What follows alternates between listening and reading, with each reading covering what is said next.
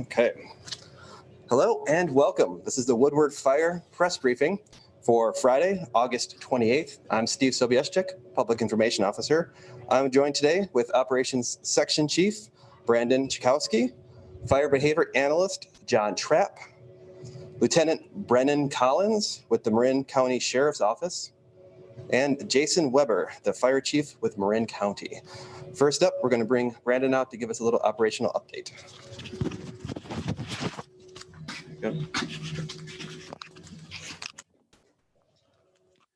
Good morning, everybody. I first want to start off yesterday. I missed talking to you folks. We were dealing with an incident on the fire line. So one of the areas over just right behind, not too far behind the visitor center there with the park headquarters. We had a couple firefighters get injured by a fork top tree that broke apart and caught several crew members there with some falling debris. Two of those crew members were taken by ground ambulance down to the local hospital. One was released yesterday. The other one was expected to be released today. So there was a very fortunate outcome that definitely could have had some very serious ramifications. A lot of this terrain that we are dealing with and the vegetation that we're dealing with, a lot of folks may not be real familiar with. Later in that afternoon, we one of our roads, the Bear Valley Trail, that is over here on the east side of the fire. Some folks were there, and there was a large tree that came over. Fire kind of finally burned through it, and I say large tree. It was 5-foot diameter Douglas fir that came over the road and impeded egress for resources. So that are the kinds of fuels that we are dealing with, some steep terrain, very large diameter fuels, and a lot of hazards out there to our firefighters. So as we want to take a little tour here around the fire, I'm going to start over here on the coast, or on the western side of the fire, which we call coming off the coast on the west initially, we call Division Zulu. Starting to look pretty good, especially coming off that thick, tall, up to 7-foot tall coastal scrub. The dozers kind of got into there, and there was only about 800 feet that they couldn't get to that we had to complete with some hand line. A couple 20-person crews in there, making a fire break, getting the scrub back, and then digging down to bare mineral soil. So we do have some line all the way up through there. And as we progress up into the next division, just north of that, still on the west side of the fire up to where the intersection of Sky Trail, Z Trail is, it's all a combination of dozer line and hand line. Folks have been working it. Right now it is holding, but we still have numerous days of mop up. We're going to have a lot of commitment of resources in there with water and hand tools, and basically taking all the heat out, all the embers, and start mopping up so we have a good perimeter for when things get hot, dry, and we get shifts in winds, change in winds, that we don't get spotting into fuels that haven't burned. Overall, things in there are going pretty good. This area up in here, we talk about the division break, and the red dots, a DP, a drop point, and it's one of our common meeting places for resources. So you'll see the drop points listed throughout a fire area all the way to the other side, DP 10. It's an easy reference points on our maps, and they're signed out there on the landscape. So when we call a resource, we can say, meet me at DP 5. It's a common place. It's a little bit easier than the large tree next to the second short tree. So that's kind of where that stuff comes into play. We have a lot of prep done on Limitour Road. I'm feeling very good about a lot of that stuff. As we move down into the fire area, and our H being a helispot, if we have any medical evacuations that we need to do, our air folks have an exact lat long of that location so they can fly right to there and pick somebody up. We did get some new infrared last night, infrared mapping from overnight flight. And so you can see on the map, we did increase in size a little bit by a few hundred acres. And that growth was mainly over through Wittenberg Trail area and the Meadow Trail area and down into parts of the Bear Valley Trail. That's where our growth is and most of the fire activity. Okay.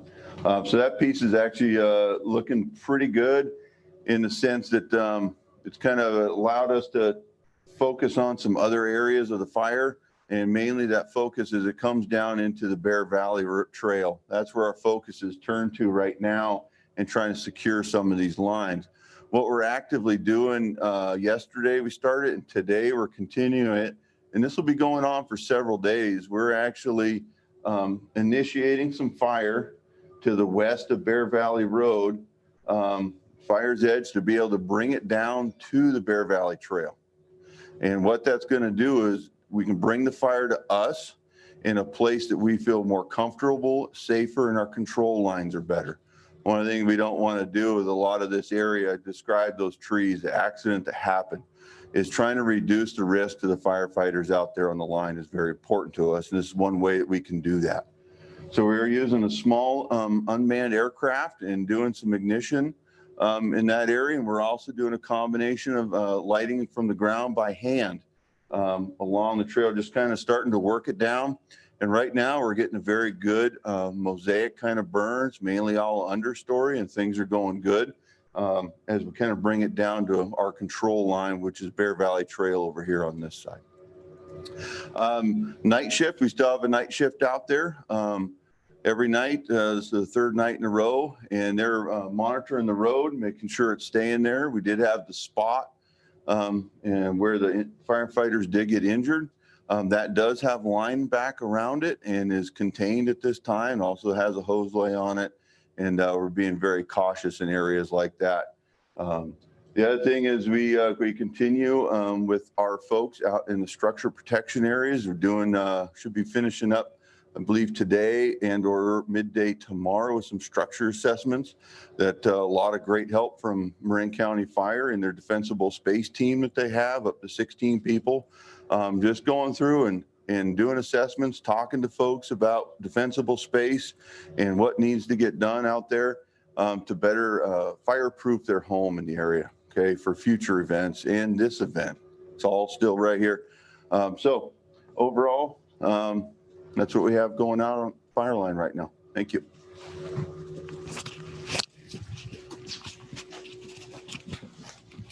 Okay, so You just hold on to that. Just hold on to it. All right. Hello, everyone. My name is John Trapp. I'm a fire behavior analyst from Montana. And I wanted to start off with just saying something real quick. Today is the birthday of my daughter. She's turning 14 and she's in Montana. Her name's Annalise. And so I wanted to tell her, she's watching this with her classroom right now. So happy birthday, Annalise. And it's also birthday of my father, who's in Arizona. So 2 birthdays today. And that's very common for firefighters to be during the summer out on fires and not being able to be with their families. So to all the firefighters, to their families, we appreciate you. We wish we could be with you. But so fire behavior analyst, and then also my other daughter, Caitlin, is watching as well. So hello. So what a fire behavior analyst does, and my wife. Hello. Sorry. I'll get this going here. Hello, Heather. All right. And so a fire behavior analyst comes with these larger incidents. What we do is we look at 3 key factors. Over here, you can see on this graphic here. The last few days, Jeremy, the incident meteorologist, has been in and been talking with you and explaining what's going on with the weather. That's a really key part. But there's other things that we look at that really affect what the fire is going to do. And that's what I work on, as well as the other fire behavior analyst who is working on the fire, as well as long-term analysts. So lots going in, trying to understand what the fire is going to do, where it's going to go, how hot it's going to be, how quick it's going to move. So as I mentioned, Jeremy had talked a lot about the weather. It's great to have an incident meteorologist that they just focus right here. This is all they're looking at, is what's going to affect us on the fire line. The big thing that's been mentioned over and over is that marine layer. So it comes in, and often when it comes in, it brings high relative humidities with it, which then dampen down the fire behavior. So when we see that come in, Okay, yep. So when we see that come in, we can start to realize that the fire behavior is going to settle down. So I was cued to kind of talk about this fire triangle here. So this is the wildland fire triangle. And on this graphic, what we're seeing here is three things that are important to us. We have weather, which I'm talking about right now. We have fuels, which is what's burning on the landscape, and we have topography. So I'll talk a little bit about each of those. On the weather side of things, with that marine layer is a huge influence, as well as winds that come in and temperatures. All those things affect fire behavior. So Jeremy's been doing a really good job of keeping us up to speed on what that is doing with the weather. And then where I take over from that point is working with the fuels and the topography. So I'll start with the topography here. And many of you who have been to this area and have hiked around it understand what the topography is here, right? There's lots of drainages, there's lots of hills and valleys and peaks and trails. And so all those things affect how the fire moves on the landscape. So, a south-facing slope is going to get more solar radiation earlier in the day, and therefore it's going to burn hotter and faster compared to a north-facing slope, which will be cooler and more shaded. So all that's a dynamic thing that's changing on with the topography. Also, what we have with all these canyons that come up from the ocean, most of them are kind of running southwest to northeast in orientation. What happens with those during the days is often there's heating from the sun when it comes up, and that causes up slope winds, up valley winds. And so that can bring the fire up during the day and back down at night. So that's another factor that is usually very significant on fires, but with the marine layer, it's less significant. So overall, the topography here is very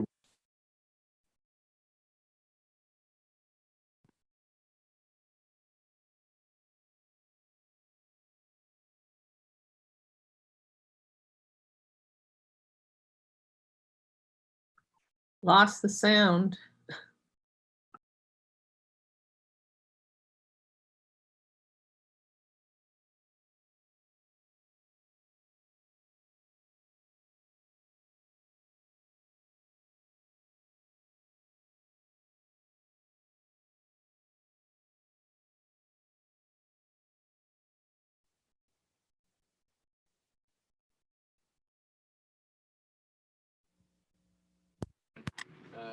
And then you go up higher and you get into the bishop pine, Doug fir, redwood type forest type. So each of depending on where the fire is burning, those fuels affect the fire behavior. So when we have shrubs that are 6 feet tall and dried out and ready to burn, they can put up flame lengths as high as 15, 20 feet. And they can move very fast when the wind's pushing it. So that comes back to the weather part of it, right? So if we have strong winds pushing the fire and those fuels, it will move rapidly. As we move into the heavier fuels, when it's burning in those bishop pine and the Doug fir, the fuel can stay, a lot of heat in that area, and it can stay in there for days, burning in those big heavy rounds, like again, what Brandon mentioned, the big tree that fell down, right? That can hold a lot of heat for many days. And when the conditions are right, the heat picks back up again. Another thing that will happen is when the fire goes from the ground all the way to the canopy of the trees, embers come off those trees. And so that's something that we've been very concerned with, is where are those embers going? And if we have a southwest wind that's pushing, which we've had most of the time that this team has been here, even though we understand that's not the normal wind flow, that's what we've mostly been seeing, that pushes embers in this direction to the northeast. So the structure protection group that's been working up there, they're really focusing on looking for any spots where those embers may come down if the wind picks up. And our models show that with winds as light as 8 miles an hour, we can see spotting distances up to 1 mile from the main fire. So that's very important for us to keep track of. We know right where to look and to stay on top of that. The other thing that we look at that goes with that is what's called the probability of ignition. If a flaming ember comes in the middle of the night, when relative humidity is 100%, the probability of that starting is much less. But in the prime heat of the day, when the RH is down lower, the relative humidity is lower,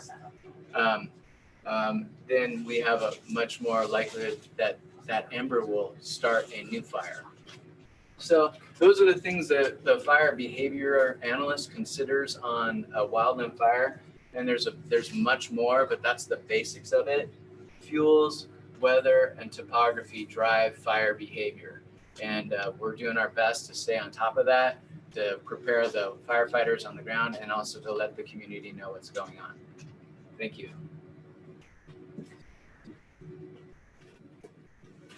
Next up, we got Lieutenant Brendan Collins.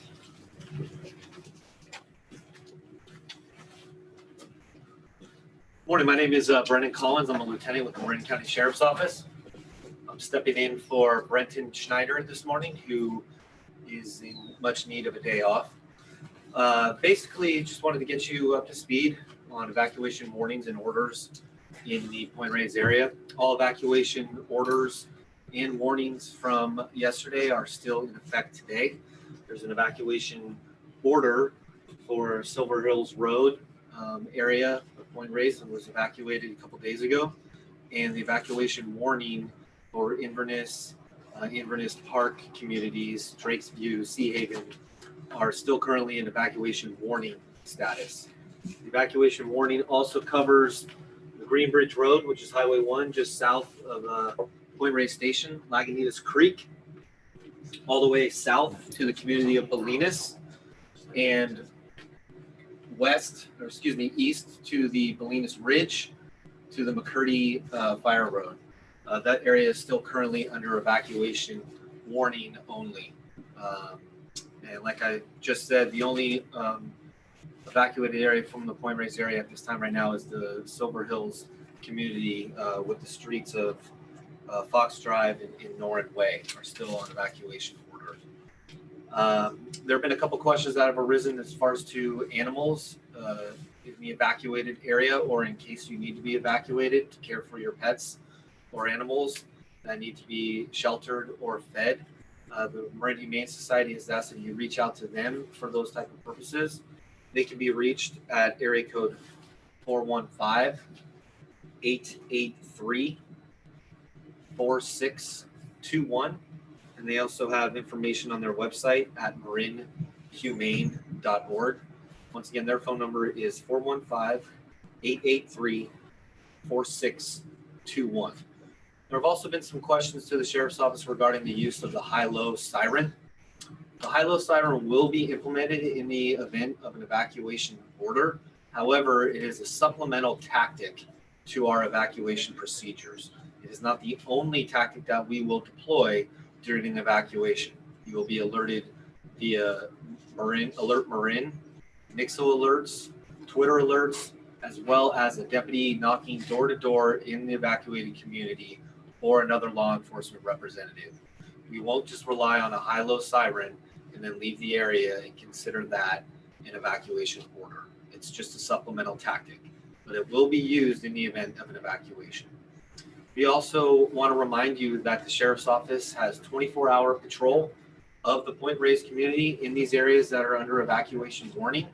We are in partnership with our law enforcement allies in the California Highway Patrol, the National Park Service, and the California State Park Service as well, to provide you with 24-hour patrols of the evacuation warning areas and the evacuated community in the Silver Hills area. They are on duty 24 hours a day. We also encourage you to call in any suspicious activity that you may see in the evacuation warning areas. As Sergeant Steiner said yesterday, we did have an incident where a subject was contacted inside the stolen car in one of the evacuation warning areas. You know your communities very, very well. You are very good at telling us what is suspicious in your communities. Please relay that information to the Sheriff's Office so we can investigate it. That's all I have for this morning. I ask that you have a good day and stay safe. Thank you.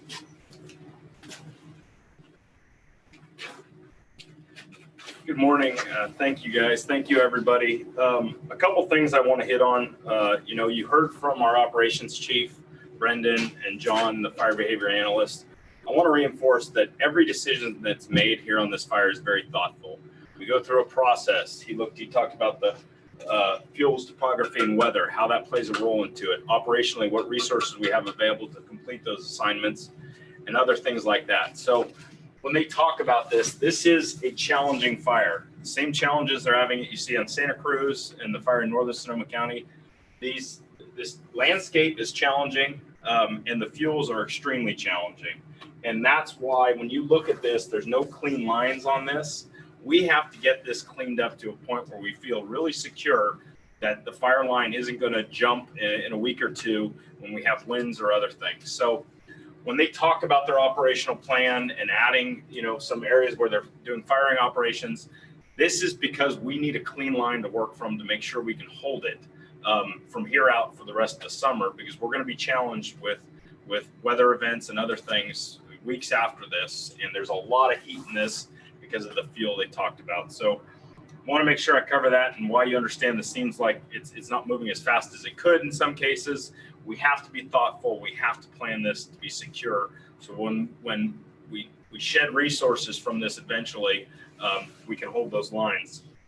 There's some questions about evacuation repopulation. This is something we also take very seriously. We don't want to put residents on a yo-yo and have them leave, come back, and have to leave again. And as Brendan talked about, we've got some challenges here on the east side of this fire and the north side, and that's why Silver Hill still remains in the evacuation order area, and the other warnings are there. Our weather is a little drier and hotter today, so we'd expect we're going to see a little bit more fire behavior out there. Another reminder for our North Marin water and Inverness water customers, we ask that you not turn on sprinklers and sprinkler your area, either preventatively or if an evacuation order is issued. We don't have enough water up there in those systems to be able to use for firefighting and that purpose. And that stuff dries off in about an hour. So it doesn't have the effect that you might think it does. So with that, we understand this is stressful for the community. We appreciate your patience as you work with us and the team that's bringing this information to you. You're getting the same briefing we're all getting as fire professionals. So you're hearing everything that we are, and we thank you for your patience. Thank you. Okay, a few more things before we end today's briefing. First up, fire information for you. The acres burned is still 2,860. We're at 8% containment. There are now 482 personnel on site. That includes 13 hand crews, 28 engines, 5 helicopters, 5 bulldozers, 2 planes, and 2 masticators. In addition, for the fire camp and for incident command posts, for those of you in the San Geronimo area, the San Geronimo golf course is where incident command base is. We have a fire camp at Samuel P. Taylor, which we will be moving the firefighters from there down to the golf course as part of the San Geronimo golf course complex. So if you're in the area and you do see lots of tents, lots of trucks, lights at night, generator sounds, that is because of the camp going on here for the fire. There will also be added security around, so those who are riding horses or hiking in the area, you may see added security around the fire camp as well. For those who are listening on the phone, calling in through Zoom, we mentioned yesterday's briefing that we are going to change our Zoom login information starting tomorrow. So the Zoom call-in number will still remain the same. So for those on the phone, if you're calling in, phone number remains 669-900-6833. So the Zoom number, phone in, is still the same at 669-900-6833. But the meeting ID starting tomorrow is going to be 833-4386-1107. So the meeting ID changes to 833-4386-1107. There's no longer going to be a login password, so we're going straight to a meeting ID, and you can call in or log into the computer with that information. We'll also post the updated information on our NC website as well as our Facebook captioning area. Speaking of which, we're also going to be extending our live stream to YouTube as well.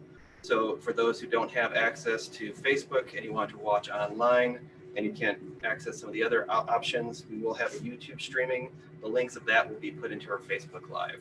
Those watching on Facebook Live, you don't have to change anything. That will continue as is moving forward. So with all those news and notes out of the way, thank you for watching. That's all we have for today's briefing. Join us again tomorrow at 9:30 a.m. for Saturday's briefing. Thank you.